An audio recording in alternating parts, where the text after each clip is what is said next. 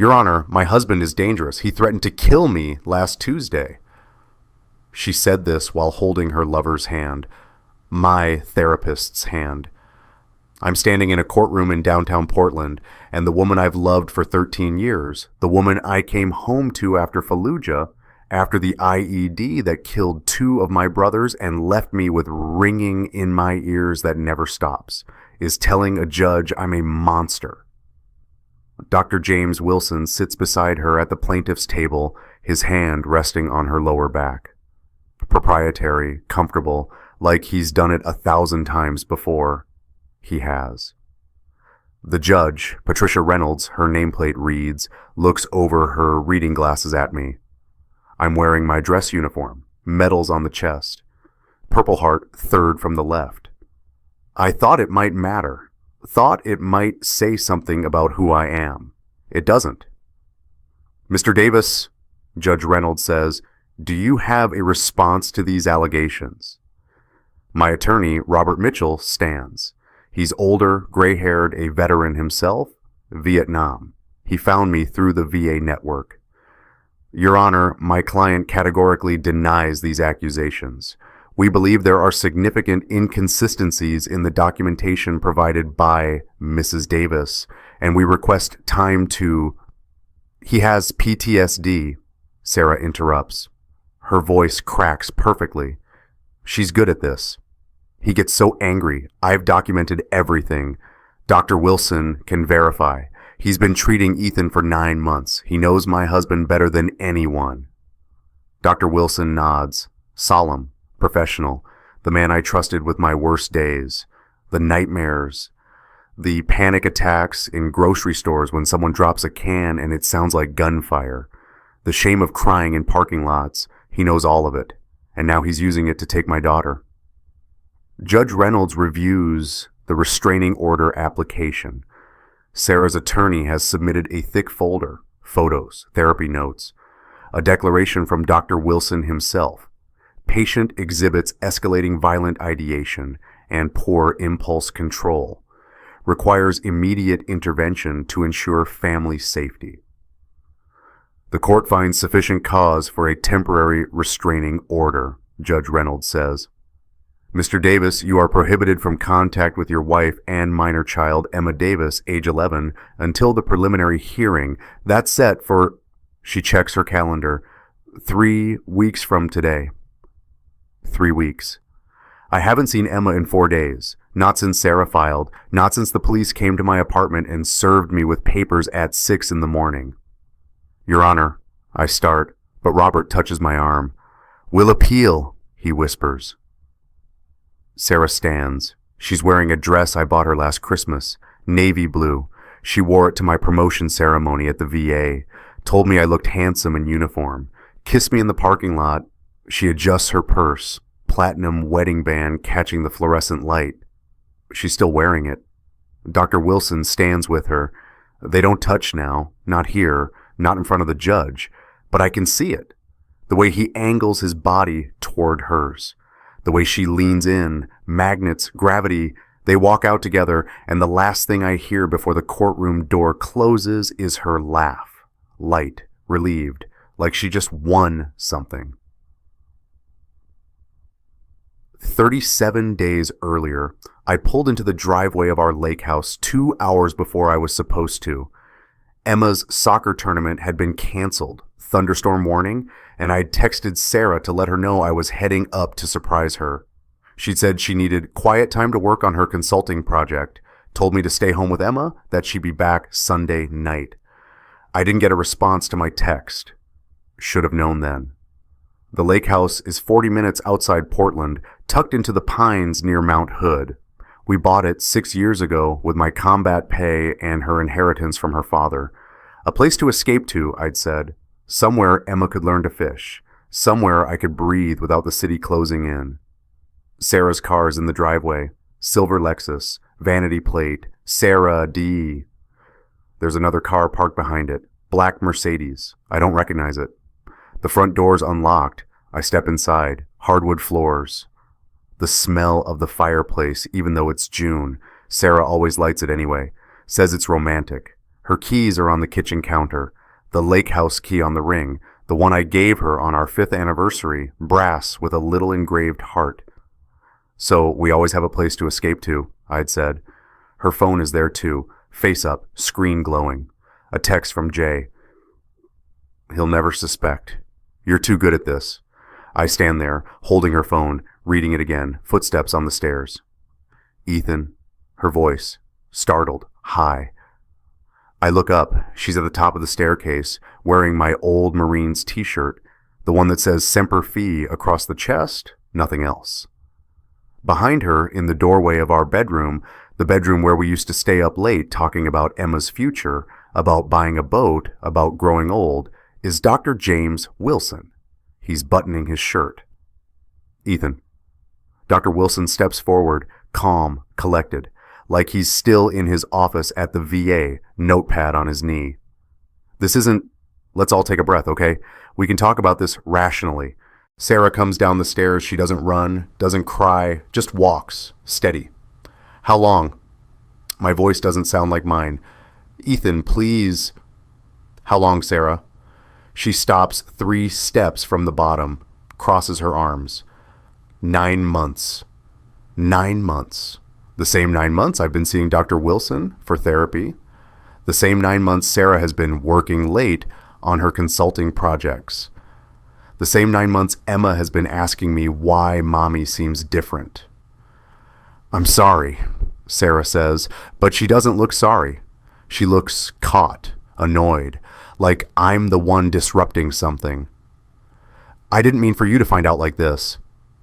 Dr. Wilson comes down the stairs, stands next to her, doesn't touch her, but he's there, present. Ethan, as your therapist, I think it's important we process this. Get out, Ethan.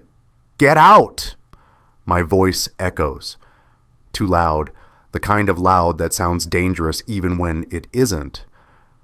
Dr. Wilson flinches. Sarah flinches. They look at each other. That's when I see it. The thing I'll never forget. She looks at me like I'm the intruder in my own house. The first time I met Dr. James Wilson, I was sitting in the VA hospital in Portland, staring at a coffee stain on the waiting room carpet. It was February. 6 months after I'd separated from the Marines, 4 months after the nightmares got so bad that Sarah threatened to leave if I didn't get help. I didn't want to be there. But I wanted my wife, my daughter, my life. Ethan Davis? He stood in the doorway, late 40s, silver at the temples, good suit, smile that reached his eyes. I'm Dr. Wilson. James, come on back. His office was warm, wood furniture, diplomas on the wall, PhD from Stanford, specialization in combat-related PTSD, a photo on his desk, his wife and 2 kids at Disney World, everyone smiling, picture perfect. Family is everything, he said when he saw me looking. That's what we're fighting to protect, Ethan. That's what brings you here, right? You want to be the husband and father they deserve. I nodded. I couldn't speak yet. The lump in my throat wouldn't let me. Let me tell you something, Dr. Wilson said. He leaned forward, elbows on his knees. What you've been through, Fallujah, the IED, losing your friends, that's not weakness. That's sacrifice. You gave pieces of yourself for this country. My job is to help you reclaim them, to help you heal so you can go home and be present. For Sarah, for Emma, for you. I cried in that first session, told him about the nightmares, the hypervigilance, the way I couldn't go to the grocery store without sweating through my shirt because every sudden noise felt like incoming fire. He listened, took notes, said, "You're not broken, Ethan. You're wounded. There's a difference. Wounds heal." I believed him. God help me, I believed him. 4 days after I found them at the lake house, Sarah filed for divorce, emergency petition, temporary restraining order, motion for full custody of Emma. The paperwork arrived with a police officer at 6 in the morning. I was still in my apartment. The 1-bedroom in Southeast Portland I'd moved into when Sarah said she needed space. I'd been there for 2 months, boxes still unpacked. Emma's drawings on the fridge, stick figures of the three of us holding hands, hearts for heads. The officer stood in my doorway. Young, looked uncomfortable. Mr. Davis, I need you to read and sign these documents. You're being served with a restraining order. You cannot contact Sarah Davis or Emma Davis. You cannot go within 500 feet of the family residence. Violation is a criminal offense. I took the papers. Restraining order, grounds, domestic violence, threatening behavior, mental instability, attached exhibits, therapy notes from Dr. James Wilson. Session 12, patient described intrusive, violent fantasies involving spouse, expressed feelings of rage and betrayal. Session 18, patient exhibited poor emotional regulation, raised voice during session, discussed access to firearms. Session 24, patient stated he wanted to make her pay. When asked to clarify, patient became defensive and evasive. Risk assessment, elevated. I read them twice. None of it happened. Not the fantasies, not the rage, not the threats. I never said those things. Sir? The officer shifted. I need you to sign. I didn't do any of this. That's for the court to decide. Right now, I need you to sign. I signed. What choice did I have? The officer left. I stood in my apartment, holding the restraining order, staring at Dr. Wilson's signature at the bottom of each exhibit. James Wilson, Ph.D., licensed clinical psychologist, the man I trusted, the man who was sleeping with my wife, the man who had access to every vulnerable thing I'd ever said, and now he was using it to take my daughter. My phone buzzed. Robert Mitchell, the attorney. Ethan, I got the filing. We need to talk. This is bad, but it's not over. Do you hear me? It's not over. I looked at Emma's drawings on my fridge, the purple crayon hearts, the way she'd written, I love you, Daddy, in careful, crooked letters. It's not over, I repeated, but it felt like it was. Emma sits at the kitchen table in the house I can't enter. She's 11 years old, brown hair and a ponytail, gap between her front teeth from losing a baby tooth 3 weeks ago. She was so proud of that tooth, put it under her pillow, told me the tooth fairy better bring at least $5 because it's a big tooth, Dad. I gave her 10. Now Sarah is telling her I'm dangerous. Sweetheart, Sarah says. She sits next to Emma, takes her hand. I know this is confusing, but Daddy he's sick. He has something wrong with his brain from the war. It makes him angry sometimes, scary. Emma stares at the table. There's a crack in the wood, shaped like a lightning bolt.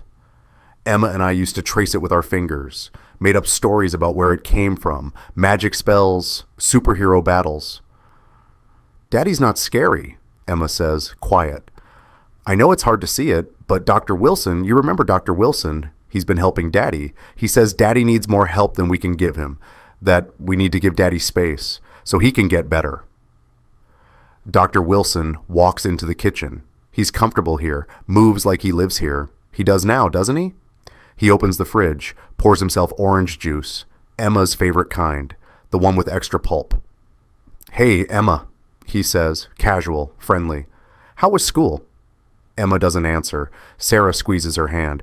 Dr. Wilson asked you a question. Why is he here so much? Emma asks. The room goes still. Sarah's smile tightens. He's helping us, sweetie, helping Mommy deal with everything. But why is he here so much? Dr. Wilson sits down, puts his juice on the table, leans in, therapist voice, the one I know too well. Emma, your dad is someone I care about very much. I want to help him. And part of helping him is making sure you and your mom are safe while he figures things out. Does that make sense? Emma looks at him. She doesn't cry. She just asks again, quieter, why are you here so much? Sarah stands. Okay, that's enough. Go to your room, Emma. Do your homework. Emma gets up, walks to the stairs. She pauses, looks back. Dr. Wilson has his hand on Sarah's shoulder now, thumb making small circles. Emma sees it. I know she does.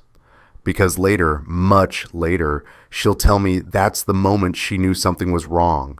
Not because of what anyone said, but because of what they didn't have to say. If you've ever had that moment when you knew something was wrong but couldn't name it, when your instinct screamed but everyone told you you were imagining things, you know what Emma felt right then. That sick, spinning feeling, like the ground just shifted, like home isn't home anymore. Emma goes upstairs. In her room, she opens her diary. The purple one I gave her last Christmas, with the little lock and key. She writes, "Mom is lying about Dad." I don't know why, but she is. She locks the diary, hides it under her mattress, and for the first time in her life, Emma Davis starts keeping secrets from her mother. Robert Mitchell's office smells like old coffee and legal briefs. He's spreading documents across his desk, 2 stacks, side by side. "Look at this," he says, points to the left stack. "These are the therapy notes Dr. Wilson submitted to the court. Session dates, his observations, his clinical assessments of your mental state." I lean forward. The notes are printed on official VA letterhead. Dr. Wilson's signature at the bottom of each page. James Wilson, PhD, LCSW. Session 14, March 15th. Patient arrived 20 minutes late, appeared agitated. Described escalating conflict with spouse. When discussing communication strategies, patient became hostile. Raised voice stated she needs to understand who's in charge. Recommended anger management evaluation. I was never late to session 14, I say, and I never said that, never. Robert nods, slides the right stack toward me. These are the actual appointment logs from the VA, the real ones, pulled from their central database. I look, March 15th, no appointment scheduled. The clinic was closed. Building renovation. There's a notice right there in the log. South wing closed 3/12, 3/18. All appointments rescheduled. He made it up, I say. He made up 3 sessions, Robert says. March 15th, April 3rd, April 22nd, sessions that never happened, and in each one he documented increasingly violent behavior, threats, outbursts, classic escalation pattern. He pulls out another document, forensic analysis report, dense technical language. I had a document examiner look at the notes. The ink composition doesn't match. The paper stock is different from standard VA forms, and the metadata. He taps the page. The digital files show edit dates after the supposed session dates. He created these recently, backdated them, probably in the last 2 weeks. I stare at the papers, dates, times, clinical observations, all fiction, all designed to make me look unstable, dangerous. Why would he do this? But I already know. Because of Sarah. Because of Sarah, Robert confirms. He's building a case. Not just for the divorce, for full custody. If you're labeled dangerous, mentally unfit, Sarah gets everything. The house, Emma, no child support because you're the abuser. Clean break. And he gets Sarah. And he gets Sarah. Without the messy complication of a co-parenting schedule. You disappear, they play house. Emma calls him dad in a year or 2. My hands are shaking. Robert sees it, pushes a bottle of water across the desk. Drink, breathe. We're not there yet. What do? We prove he falsified medical records. That's a felony. We get these into evidence. The restraining order gets dismissed. We file a complaint with the medical board. We bury him. When? Preliminary hearing is in 2 weeks. I need time to... 2 weeks. Robert, I haven't seen Emma in 9 days. I can't... I know. His voice is firm, gentle. The voice of someone who's been in the shit and came out the other side. I know, Ethan, but if we move too fast, if we make a mistake, we lose everything. Wilson is careful. He has credentials, reputation. We need to be more careful. I drink the water. It doesn't help. 3 sessions that never happened. Violent incidents I couldn't possibly have committed. All signed by Wilson. All submitted to a court. All believed.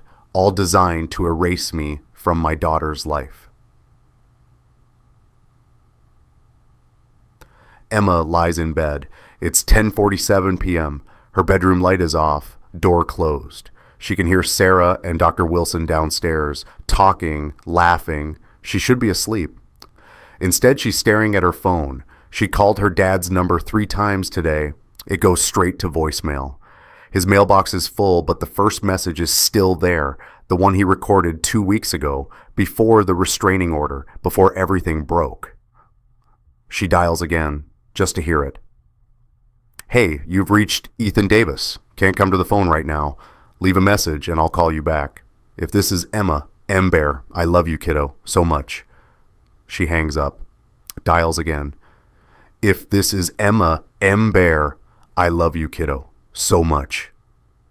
Again, I love you, kiddo, so much. Her throat hurts. She wipes her eyes, rolls over, stares at the ceiling. There's a water stain shaped like a cloud. She and Dad used to make up stories about it. He'd say it was a dragon. She'd say it was a bunny. They'd argue until they were both laughing. Voices downstairs get louder. Sarah, not going to be a problem. Ethan won't fight this. He can't. Dr. Wilson, you sure? He seemed pretty angry at the lake house. Men like that, when they feel backed into a corner, he won't fight. Sarah says again, certain. He'll roll over. He always does. That's who he is. Compliant. Weak. Emma's stomach twists. She gets out of bed. Quiet. Steps to her door. Opens it a crack. She can see down the stairs. Into the living room. Dr. Wilson is on the couch. Sarah is sitting next to him. Wine glasses on the coffee table. What about Emma? Dr. Wilson asks. She's been asking questions. She's 11. She'll adjust. Kids are resilient. Does she suspect? Suspect what? That her father is unstable? That's all she's hearing. From me? From you? From the court. Eventually she'll believe it. Dr. Wilson leans back, stretches his arm across the back of the couch, behind Sarah, not touching, almost. You're good at this, he says. Sarah smiles. At what? Playing the part. Concerned wife, protective mother. I almost believe it myself. She laughs, soft, intimate. I learned from the best, she says. You've been coaching me for months. Emma's breath catches. Use the word explosion, Dr. Wilson says, when you're describing his behavior. It's in his actual file. He talked about IED explosions in one of our early sessions. If you use that word, it sounds clinical, legitimate, like you're just repeating what I told you. Sarah nods, takes a sip of wine. What if he brings up the lake house? What if he tells people we were having an affair before? He won't. Because if he does, he looks unstable. Paranoid, a jealous husband making accusations against his wife's therapist? It makes him look worse, not better. He's trapped Sarah. The more he fights, the crazier he looks. They're quiet for a moment. Then Sarah says, I do feel bad. About Emma, she loves him. She'll love you more when she realizes you protected her from him. Give it time. And if she doesn't? Dr. Wilson finally touches her, hand on her knee. Then we adjust. Kids are adaptable, especially when they're young. A year from now, she won't even remember what it was like before. Emma steps back from the door, closes it, quiet as she can. Her heart is hammering. She looks around her room, at the bookshelf, the desk, the stuffed animals lined up on her dresser. Her eyes land on Mr. Button's, brown teddy bear. Missing one button eye, she's had him since she was 3. Dad won him at a carnival, spent $20 trying to knock down bottles until he finally got it. She picks him up, holds him close. There's a zipper on his back, hidden in the seam. Dad sewed a little pocket there 2 years ago. For secret treasures, he'd said. Every bear needs a place to keep secrets. She'd kept birthday money in there, notes from friends, a tooth. She forgot to give the tooth fairy. Now she opens the pocket, empty. She goes to her desk, opens the drawer. Inside, tucked under her notebooks, is something she'd found in Dad's things when Mom packed up his office last week. A small digital voice recorder, silver, the size of a matchbox. Mom had thrown a box of Dad's stuff in the garage. Trash, she'd said. But Emma had gone through it, kept a few things, the recorder, his old Marines baseball cap, a photo of the three of them at the coast, things Mom wanted to erase. Emma picks up the recorder now, turns it over in her hands. There's a red button, Risa. She looks at her door, then back at Mr. Buttons. She slides the recorder into the bear's hidden pocket, zips it closed. Tomorrow, she'll keep Mr. Buttons with her. Tomorrow, she'll press record. If Mom and Dr. Wilson want to lie about Dad, if they want to make him disappear, Emma will make sure someone knows the truth. She presses stop just as her mother's footsteps approach the door. I found 3 others. Robert is on the phone. I'm in my apartment. It's Thursday, day 12 of no contact with Emma. 3 what? I ask. 3 other veterans, all former patients of Dr. James Wilson, all lost custody of their kids, all in the last 4 years. I sit down, hard. You're serious? Dead serious. I put out inquiries through the VA network, asked around. One of the intake coordinators remembered Wilson's name coming up before. She pulled files for me. Confidential, but... He pauses. Let's say she's sympathetic. She's a vet too, Marine Corps. She doesn't like what she's seeing. What did she find? Pattern is identical, Ethan. All 3 vets. Combat PTSD. All 3 wives filed for divorce during treatment. All 3 wives got restraining orders based on Wilson's testimony. And all 3 vets, they swear Wilson falsified notes. Just like you. I can't breathe. Did they fight it? 2 of them tried. Lost. Wilson's credentials are impeccable. His testimony carried weight. One judge actually cited Wilson's expertise as the deciding factor in denying custody. And the 3rd? Robert goes quiet. Robert. The 3rd vet, Marcus Freeman, he didn't fight. Couldn't. He tried to end his life 3 weeks after he lost custody. He's alive, in a facility now, but he won't testify, can't handle it. I close my eyes. 3 men, 3 families, all destroyed by the same doctor. Why? I ask. Why would he do this? I don't know yet, but I'm going to find out. I've got video depositions scheduled with the 2 who are willing to talk. We're going to present this as evidence, a pattern of misconduct. It won't just save your case, Ethan. It'll end his career. When can we do this? Preliminary hearing, 9 days. I'll have everything ready. 9 more days, without Emma. I know, I'm sorry, but when we walk into that courtroom, we're going to have everything we need. Wilson won't know what hit him. We hang up. I sit in my apartment, staring at Emma's drawings on the fridge. 3 other men, 3 other daughters, 3 other families ripped apart. And Wilson, Dr. James Wilson, PhD, trusted VA therapist, the man with the Disney World family photo on his desk. He's done it again.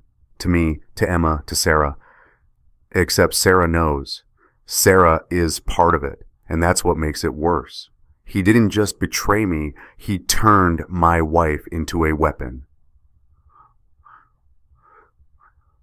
Day 15. I'm at a bar on Division Street, not drinking, just sitting, staring at a glass of water that's been in front of me for 40 minutes. The bartender, woman in her 50s, tattoo sleeve, veteran's cap on the rack behind her, keeps glancing my way. Not concerned, just aware. My phone rings, unknown number. I answer. Ethan Davis? Yeah. This is Derek Thompson. I'm a friend of Robert Mitchell. He gave me your number, said you might need to talk. I'm fine. Bullshit. The voice is rough, warm. Robert told me what's happening. Dr. Wilson, the custody case. I've been there, brother. Same doctor, same bullshit. I sit up straighter. You were Wilson's patient? 4 years ago, he did the same thing to me. Made up sessions, falsified notes, told my ex-wife I was dangerous. I lost my kids for 18 months. Took me that long to prove he was lying. By the time I got them back, my daughter didn't recognize me. My son called my ex's boyfriend Dad. You know what that feels like? I do. I will. Why are you calling me? I ask. Because Robert said you're thinking about giving up. Said you're sitting in a bar right now, and I'm calling to tell you, don't. I haven't given up. Not yet, but you will. Around day 20, maybe day 25. You'll wake up and think, maybe they're right. Maybe I am broken. Maybe Emma's better off without me. And that's when Wilson wins. Not in court, in your head. I don't say anything because he's right. I've thought it. Last night. This morning. Every quiet moment when I'm alone. Listen to me, Derek says. You're not crazy. You're not dangerous. You're not the monster they're making you out to be. Wilson is. He's a predator. He finds vulnerable men who've given everything for this country, and he exploits them, uses their trauma against them. And he's been getting away with it because who's going to believe a guy with PTSD over a doctor with a PhD? Then how do I fight him? You already are, by not giving up, by getting Robert, by gathering evidence. And when you get in that courtroom, you look that judge in the eye and you tell the truth. And you keep telling it until someone listens. What if they don't? Then you keep fighting. You file appeals, you go to the medical board, you go to the media, you don't stop because Emma is watching Ethan. Even if you can't see her right now, she's watching. And she needs to know that her father didn't quit, that he fought for her, that he came back. I grip the phone. Derek, your daughter is watching. What are you teaching her? The line goes dead. I sit there, holding my phone. The bartender comes over, slides a basket of pretzels toward me. You okay, honey? I nod, can't speak yet. She pats my shoulder, walks away. I look at my phone, at the screensaver, photo of Emma at the coast last summer. She's holding a starfish, grinning, gap-toothed and perfect. I open my wallet. Inside, tucked behind my driver's license, is my Purple Heart, the real one. The medal itself is in a case at home, but I carry a photo of it. Reminder. I got hurt but kept fighting. For my brothers, for my country. Now I'm fighting for my daughter, and I'm not stopping until I get her back.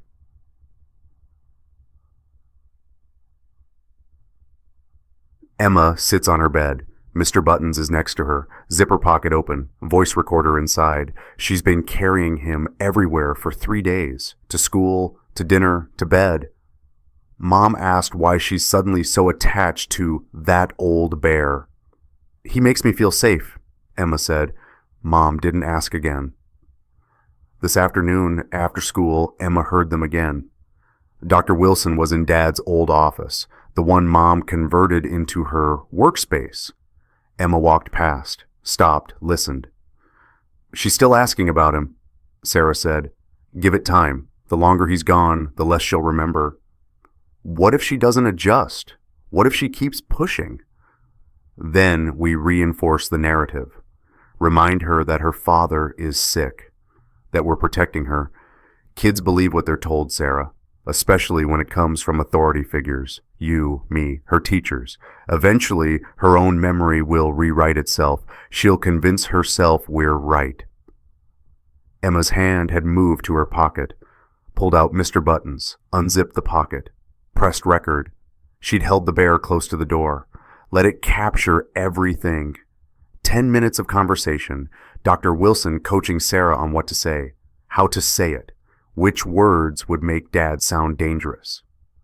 Use explosion. Use unpredictable.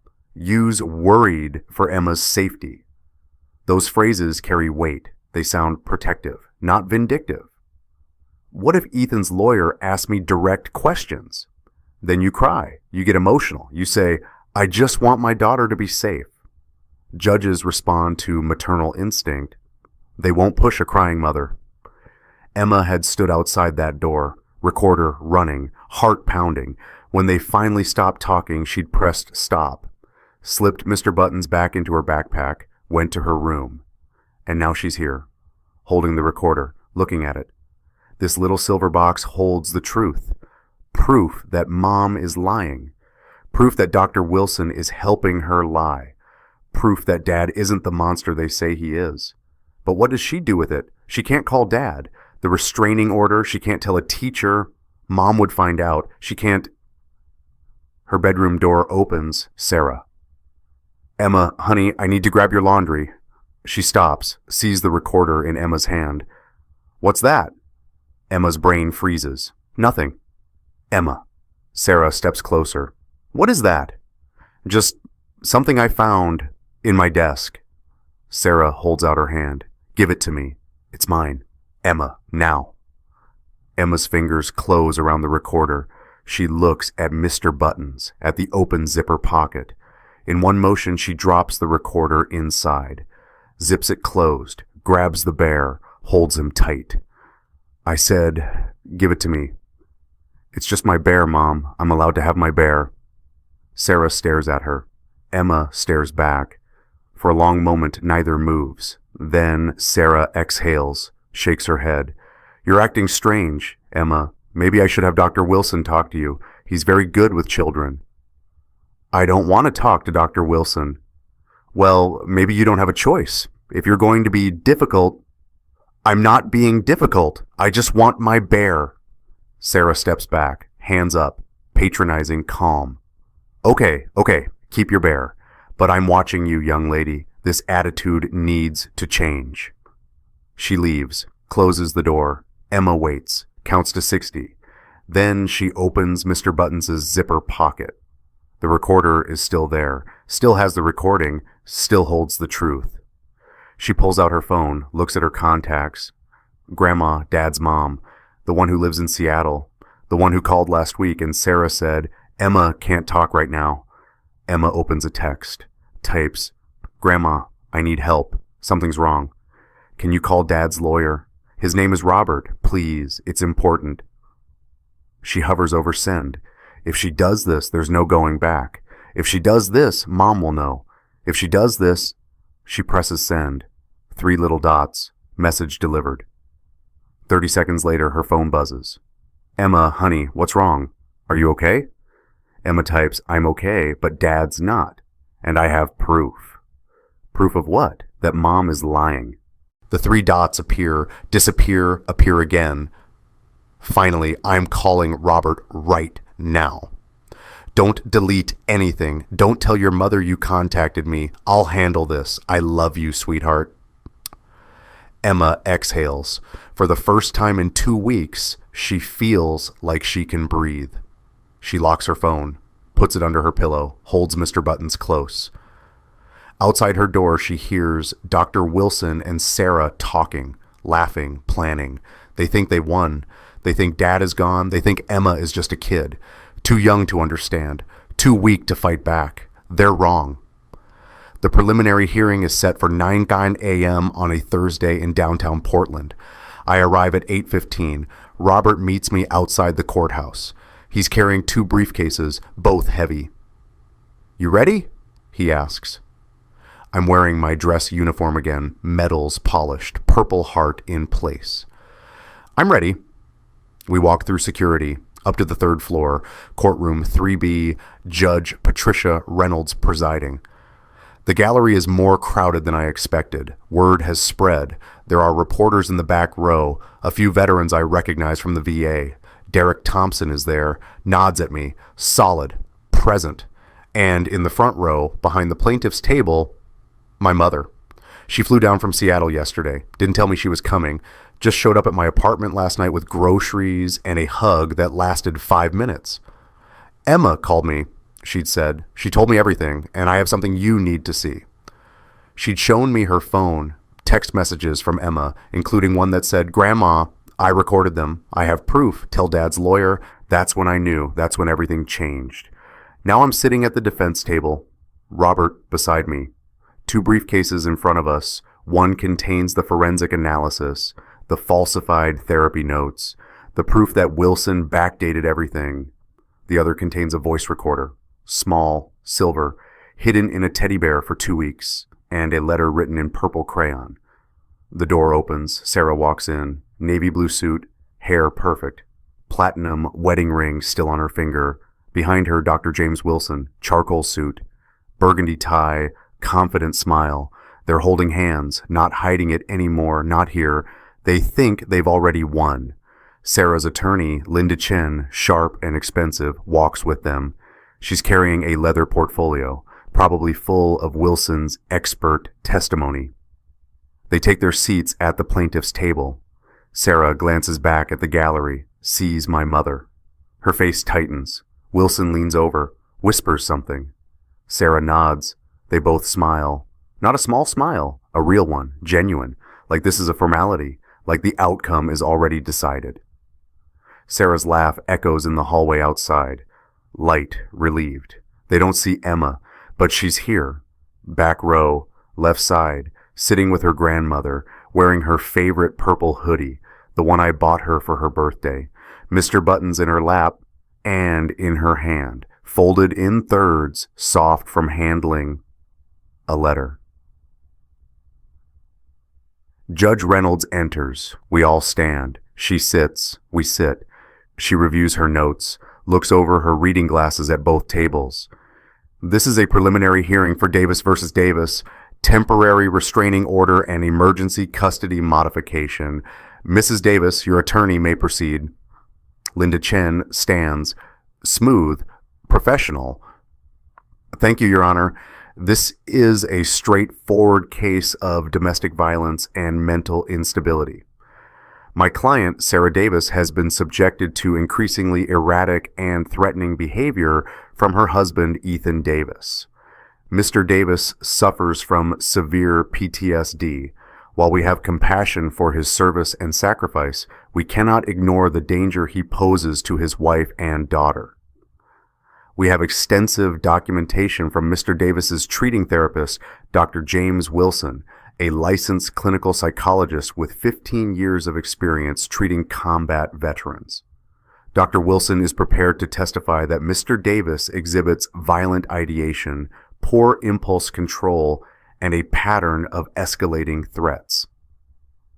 We ask that the court make the temporary restraining order permanent and grant my client full custody of the minor child, Emma Davis. She sits. Judge Reynolds looks at Robert. Mr. Mitchell? Robert stands, doesn't rush. Your Honor, this is not a straightforward case. This is a conspiracy. Dr. James Wilson has fabricated medical records, falsified therapy sessions, and coached Mrs. Davis on how to manipulate the legal system. We have forensic evidence proving that 3 of the therapy sessions cited in his report never occurred. We have testimony from other veterans who were victimized by Dr. Wilson's identical pattern of misconduct. And we have a recording made by the minor child herself of Dr. Wilson and Mrs. Davis explicitly discussing how to frame Mr. Davis as dangerous. The courtroom goes completely still. Linda Chen's head snaps up. Sarah's face drains of color. Dr. Wilson doesn't move, but his jaw tightens. Judge Reynolds removes her reading glasses. She never removes her reading glasses. Counselors, chambers, now. 20 minutes later, we're back in the courtroom. Judge Reynolds has made a decision. We're going to hear the evidence, all of it. Mrs. Chen, your objection is noted and overruled. Mr. Mitchell, proceed. Robert stands, opens the first briefcase. Your Honor, I'd like to present Exhibit A forensic analysis of the therapy notes submitted by Dr. Wilson. He projects the documents onto the courtroom screen. Split view, left side, Wilson's notes. Right side, VA appointment logs. Session 14, March 15th. Dr. Wilson documented a session in which Mr. Davis allegedly arrived late, exhibited hostile behavior, and made statements about needing to be in charge of his wife. However, Robert highlights the right side. The VA South Wing was closed for renovation from March 12th through March 18th. No appointments were held. This session never occurred. Murmurs in the gallery. Session 20, April 3rd. Dr. Wilson documented violent ideation and poor impulse control. However, Mr. Davis was in Seattle attending his father's funeral on April 3rd. We have airline records, hotel receipts, photos from the funeral. He was not in Portland. This session never occurred. Sarah shifts in her seat, doesn't look at Wilson. Session 24, April 22nd. Dr. Wilson documented that Mr. Davis stated he wanted to make her pay and exhibited evasive behavior regarding access to firearms. However, Robert pulls up another document. Forensic analysis shows the digital file was created on May 1st, 9 days after the supposed session date. The ink composition on the printed version doesn't match standard VA forms. Dr. Wilson created these notes recently. He backdated them. He fabricated them. Judge Reynolds leans forward. Dr. Wilson, you're under oath. Did you falsify these records? Wilson stands, calm, collected. Your Honor, with respect, there may be administrative errors in the VA system. I maintain detailed personal notes that... Your Honor, Robert interrupts, if I may present Exhibit B. He opens the second briefcase, pulls out the voice recorder, small, silver, fits in the palm of his hand. This is a digital recording made by Emma Davis, age 11, the minor child in this case. She recorded a conversation between her mother, Sarah Davis, and Dr. James Wilson. In this recording, Dr. Wilson explicitly coaches Mrs. Davis on how to manipulate her testimony, how to use clinical language from Mr. Davis's actual therapy file, how to make false allegations sound credible. Linda Chen shoots to her feet. Objection! This recording was made without consent, It was made by a child, Robert says, in her own home, a child who knew her mother was lying, a child who was trying to protect her father. Oregon is a one-party consent state for recordings. Emma is a party to the conversation. She was present in the house. The recording is admissible. Judge Reynolds considers. I'll allow it. Play the recording. Robert connects the device to the courtroom speakers.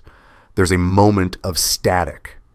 Then Dr. Wilson's voice, clear, unmistakable. Use the word explosion. It's in his actual file. He talked about IED explosions in one of our early sessions. If you use that word, it sounds clinical, legitimate, like you're just repeating what I told you. Sarah's voice. What if he brings up the lake house? What if he tells people we were having an affair before? He won't, because if he does, he looks unstable, paranoid, a jealous husband making accusations against his wife and her therapist. It makes him look worse, not better. He's trapped, Sarah. The more he fights, the crazier he looks. The courtroom erupts. Reporters scribbling, gallery gasping. Sarah puts her face in her hands. Wilson sits frozen. The recording continues. What about Emma?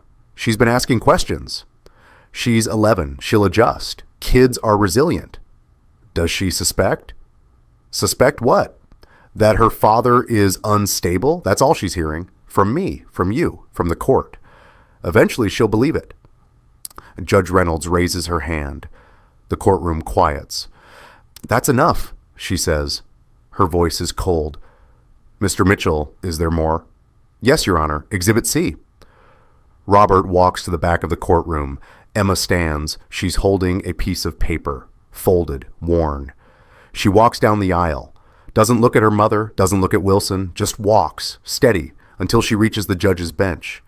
She hands the paper to the bailiff. The bailiff gives it to Judge Reynolds. Judge Reynolds unfolds it, lined notebook paper, purple crayon border, careful handwriting, some words erased and rewritten, a small heart drawn next to the word Dad. Judge Reynolds reads it silently. Her expression doesn't change, but her hands tighten on the paper. Would you like me to read this aloud? She asks Emma. Emma nods. Her voice is small. Yes, please. Judge Reynolds clears her throat. Begins to read. Dear Judge Reynolds, my name is Emma Davis. I am 11 years old. I am writing this letter because I need to tell the truth, even though it's scary. My mom told me to say my dad is dangerous. She told me he's sick. She told me he might hurt us, but none of that is true. My dad is the kindest person I know. He tucks me in every night. He used to, before Mom made him leave. He checks under my bed for monsters. He's never been the monster. He teaches me to be brave, to tell the truth, even when it's hard. So that's what I'm doing. I saw my mom and Dr. Wilson kissing in my dad's office 2 months ago. I didn't understand then, but I do now. I heard them talking about how to get rid of my dad, how to make everyone think he's crazy. Dr. Wilson told my mom what words to use, what to say to make it sound real. I recorded it because Dad always taught me that lying is wrong, and I don't want to lie anymore. It makes my stomach hurt. I miss my dad. I miss fishing with him. I miss the way he makes me laugh. I miss the way he hugs me when I'm sad and tells me everything will be okay. Please, Judge Reynolds, please let me go home to my real dad. He's not dangerous. He's a hero, and I need him. Love, Emma. The courtroom is silent. Judge Reynolds sets the letter down gently. Her eyes are wet. The bailiff looks away. Even the court reporter has stopped typing. Emma stands in front of the bench, hands folded, chin up, brave. Judge Reynolds looks at Sarah, at Wilson. Counselors, Chambers, now. And Dr. Wilson, you're coming too. They're in Chambers for 42 minutes. I sit at the defense table. My mother sits behind me, hand on my shoulder. Emma sits with her grandmother. Mr. Button's in her lap. People in the gallery whisper. Reporters check their phones. Derek Thompson catches my eye, gives me a nod. You did it, his expression says. You didn't quit. The door opens. Judge Reynolds enters first. Face set, professional, then the attorneys, then Wilson and Sarah. Wilson's face is gray. Sarah won't look up. Everyone sits. Judge Reynolds doesn't wait.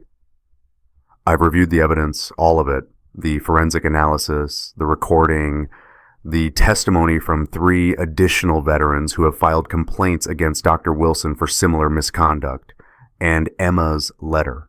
She pauses. This is one of the most egregious cases of fraud and manipulation I have seen in 23 years on the bench. Dr. Wilson, I am referring your case to the Oregon Medical Board for immediate investigation. I am also filing a criminal referral with the District Attorney's Office for falsifying medical records, witness tampering, and conspiracy to commit fraud. Bailiff, please ensure Dr. Wilson does not leave the jurisdiction. Wilson starts to stand. The bailiff moves toward him. As for custody, Judge Reynolds looks at Sarah. Mrs. Davis, you knowingly participated in a scheme to alienate your daughter from her father. You coached her to lie. You used your husband's trauma he earned serving this country, as a weapon against him. The temporary restraining order is hereby dissolved. Custody of Emma Davis is granted to her father, Ethan Davis, effective immediately. You will have supervised visitation pending a full custody evaluation. You are also ordered to pay Mr. Davis's legal fees in full. That's $47,000. I expect payment within 90 days. Sarah's face crumples. Your Honor, please. I'm not finished. I am also recommending that Child Protective Services investigate whether you pose a risk to your daughter. A parent who would manipulate their child, who would encourage them to lie, who would prioritize an affair over their child's well-being. That parent has demonstrated a fundamental lack of fitness. She turns to me. Mr. Davis, I apologize on behalf of this court.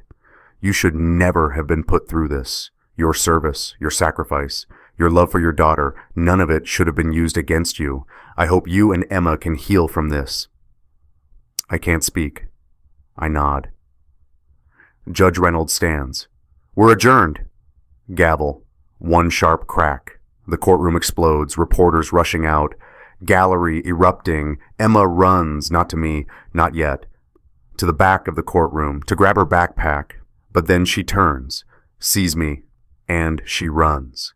I drop to my knees. She crashes into me, arms around my neck, sobbing. I'm sorry, Daddy. I'm so sorry I couldn't stop them sooner. You did stop them, baby. You saved me. You saved us. Can we go home now? I pull back. Look at her. Her face wet with tears. Gap-toothed smile breaking through. Yeah, and we can go home. Behind us, Wilson is being escorted out by the bailiff. Sarah sits at the plaintiff's table, alone. Linda Chen is already packing her briefcase, leaving. In the gallery, a woman stands, mid-40s, professional clothes, shocked expression. She's staring at Wilson. It's his wife, the woman from the photo on his desk, the Disney World picture. She followed him here. She didn't know. "You told me she was a patient," she says. Her voice shakes. "You told me you were helping struggling families, and all this time..." Wilson tries to say something. She walks out, doesn't look back.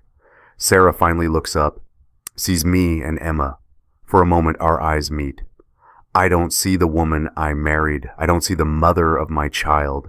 I see a stranger, someone who chose cruelty, who weaponized love, who broke something sacred because she wanted something new.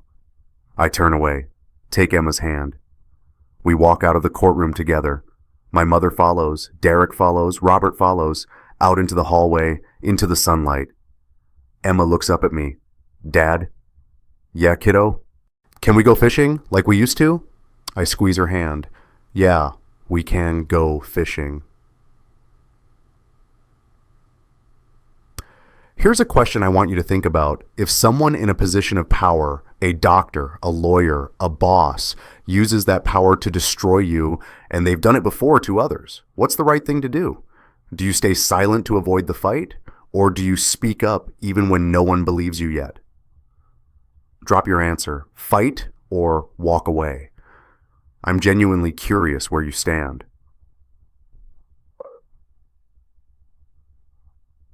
Six months later, the criminal charges against Dr. James Wilson move forward. The DA files 3 counts: falsifying medical records, witness tampering, conspiracy to commit fraud.